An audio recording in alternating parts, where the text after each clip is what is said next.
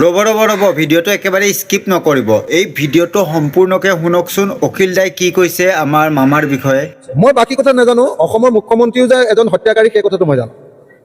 অসমৰ মুখ্যমন্ত্ৰীয়ে এসময়ত আলফা হৈ থাকোঁতে, আলফা হৈ আকৌ তেওঁ চালফাও হোৱা নাই দেই, চাৰেণ্ডাৰো কৰা নাই। তেওঁ বন্দুককেইটা ক'ত আছে এতিয়াও বিচাৰিব লাগিব। তেওঁ আলফাৰ সদস্যপদ এতিয়াও লৈ আছে নেকি সেইটোও গম পাব লাগে। গতিকে তেওঁক ভাৰত ৰাষ্ট্ৰই বিশ্বাস কৰা উচিত নহয়। তো মই জানো যে আলফা হৈ থাকোঁতে হিমন্ত বিশ্ব শৰ্মাই কংগ্ৰেছ দলৰ এজন ডাঙৰ লিডাৰ উপসভাপতি, কি নাম আছিলে, মানৱেন্দ্ৰ শৰ্মাক হত্যা কৰিছে। আৰু মানৱেন্দ্ৰ শৰ্মাক হত্যা কৰাৰ যিটো পিষ্টল, সেই পিষ্টলটো মই থকা যিটো হোষ্টেল আছিলে, আমি সেইটো হোষ্টেলক আমি থাৰ্ড মেচ বুলি কওঁ, ARB Anandaram Barua hostel Cotton কলেজৰ, তাৰ ৰান্ধনি শৰ্মাদাৰ আকৌ গাৰুৰ তলতে লুকুৱাই থৈছে। পিছত সেই পিষ্টলটো পুলিচে আহি ধৰিছিলে আৰু হিমন্ত বিশ্ব শৰ্মাকো ৰাম পিটন দিছিলে, কাপোৰ কানি খুলি ৰাম পিটন দিছিলে। গতিকে যিজন মানুহে নিজে ডাইৰেক্টলি গুলিয়াই এজন কংগ্ৰেছৰ নেতাক হত্যা কৰিছিলে মানৱেন্দ্ৰ শৰ্মা, সেই মানুহজনে যে আকৌ আন্দোলনত মৃত্যু হোৱা শ্বহীদ এজনৰ বিষয়ে এনেকৈ বেয়াকৈ কয়, সেইটো কথাটো ভাল কথা নহয়। 1 নম্বৰ।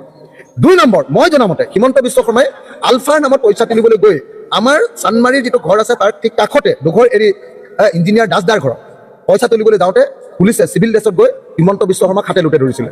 আলফাৰ নামত পইচা তুলি খায়, মানুহটো এক্সটৰ্চনিষ্ট আছিলে। তেনেকৈ পইচা তুলি খাওঁতে ধৰা পৰিছিলে আৰু পুলিচে ধৰি নি চানমাৰীৰ লকআপত ভৰাই থৈছিলে। চানমাৰী থানত লকআপত থাকোঁতে তেওঁ কাপোৰ কানি খুলি জাঙিয়া খুলি ৰাম পিটন দিছিলে হিমন্ত বিশ্ব শৰ্মাক, এই কথাটো মোৰ মনত আছে।